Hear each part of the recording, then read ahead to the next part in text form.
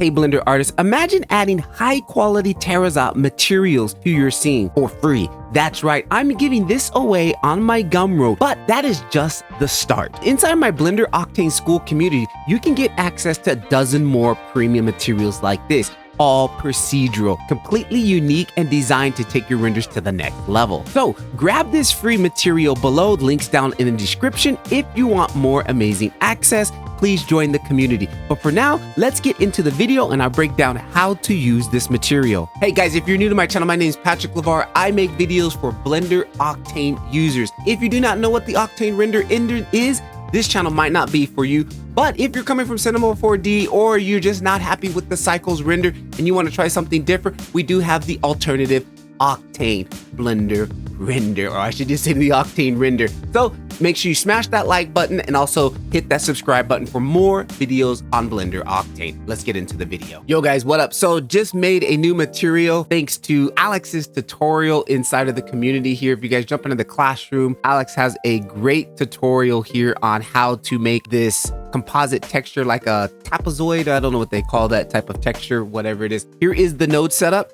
Watching Alex's video really, man, just brings to me the power that we have with Octane and the composite texture. It pretty much to me is kind of like how we would do the mixed color node inside of Cycles. You know, all the math, the multiplying and subtracting and things like that. It's kind of like the color.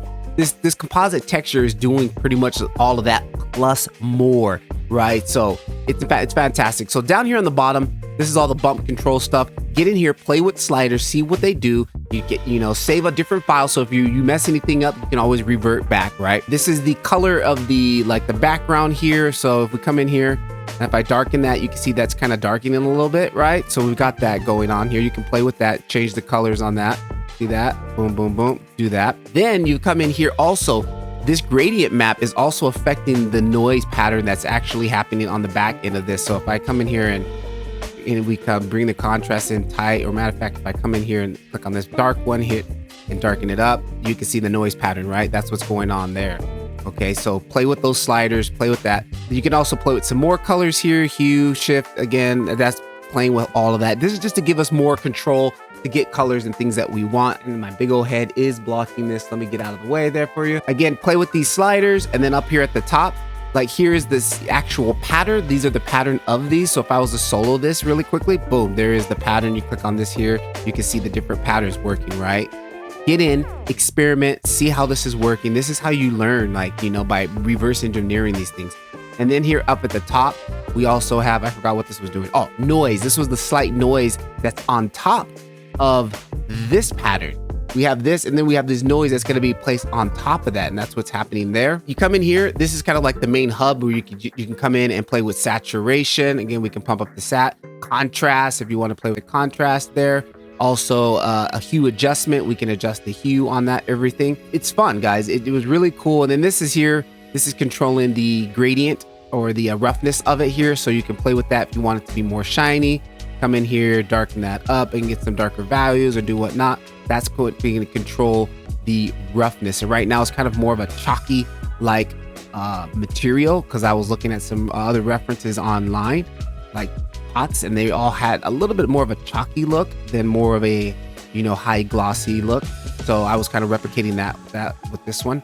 And again, just using my reference from Grayscale Gorilla, digging in here and just finding the little differences that I can do to make that happen. And there it is. Then again, control your bumps down here. This whole opacity here will control it. Boom.